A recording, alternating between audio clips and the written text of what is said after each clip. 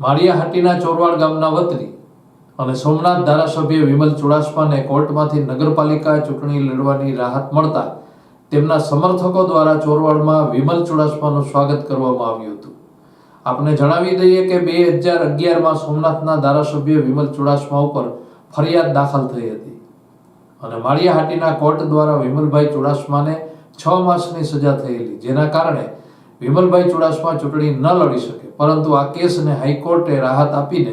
નગરપાલિકા ચૂંટણી લડવાની મંજૂરી મળતા તેમના સમર્થકો દ્વારા ચોરવાડમાં ફટાકડા ફોડી ઢોલના તાલે વિમલ ચુડાસમાનું સ્વાગત કરવામાં આવ્યું હતું। જેમ જેમ નગરપાલિકા ચૂંટણી નજીક આવતી જાય છે તેમ તેમ રાજકીય માહોલ ગરમાતો જાય છે।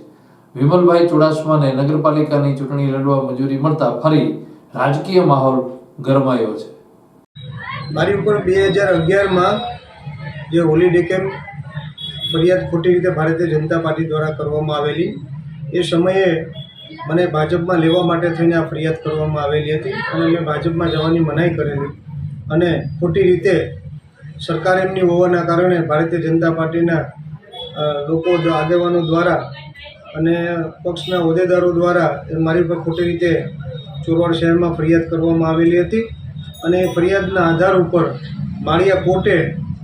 મને 6 મહિનાની સજા ચેપ્ટર કેસ ઉપર કરવામાં આવેલી હતી અને એ કેસને અમે સેશન કોર્ટ કેશોદમાં ત્યાં અપીલ માટે જયેલા, ત્યાં મને જામીન પણ આપેલા કે જ્યાં સુધી આમનો ચુકાદો ન આવે ત્યાં સુધી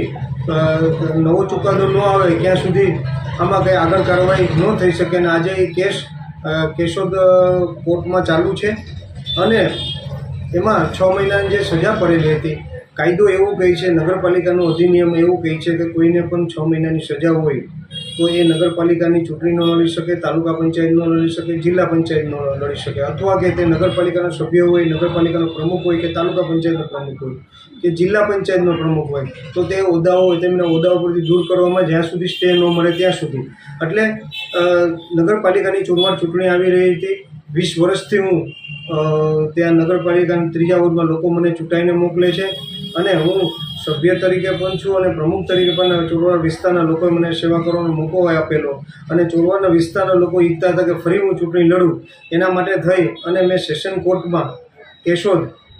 સ્ટે માટેની અપીલ કરી, ફરી ચૂંટણી લડવા માટેની અપીલ કરી। આ ચૂંટણીમાં મારા વકીલ તરીકે હાઈકોર્ટના વકીલ BM મંગુકે સાહેબ, વકીલ બેલાબેન પ્રજાપતિ, દેવલભાઈ, ડાભી કાકા, હીરાભાઈ ભાદરકા, જિગ્નેશભાઈ શેવડા, આ તમામે ખૂબ મહેનત કરી અને ત્યાં સાચી હકીકત કોર્ટની સામે મૂકેલી અને એના કારણે મને કોર્ટે આજે ચૂંટણી લડવા માટેની મંજૂરી આપી દીધી છે અને મને ન્યાયતંત્ર ઉપર ખૂબ જ ભરોસો હતો અને એ ખૂબ જ ભરોસો હતો અને મને વિશ્વાસ છે કે ન્યાયતંત્રમાં સાચાની જીત થશે અને ન્યાયતંત્ર ઉપર મેં ભરોસો રાખેલો અને ન્યાયતંત્ર ઉપર હંમેશા મારો ભરોસો છે। એટલે આ જ્યારે ગામ ચોરવાડ શહેરના લોકોને ખ્યાલ પડી, કારણ કે ઈચ્છતા હતા, એ ખૂબ આવતા કે તમારે તો ચૂંટણી લડવી પડશે અને લોકોની ઈચ્છા હતી, ચોરવાડ શહેરના લોકોની ઈચ્છા હતી અને એ માટે કોંગ્રેસ સમિતિ અને ચોરવાડ શહેરના તમામ આગેવાનો દ્વારા મારું સ્વાગત કરવામાં આવ્યું। ઢોલ શણાઈ આતિશબાજીથી સ્વાગત કરી અને આતિશબાજીથી આ જીતને ઉજવવામાં આવી।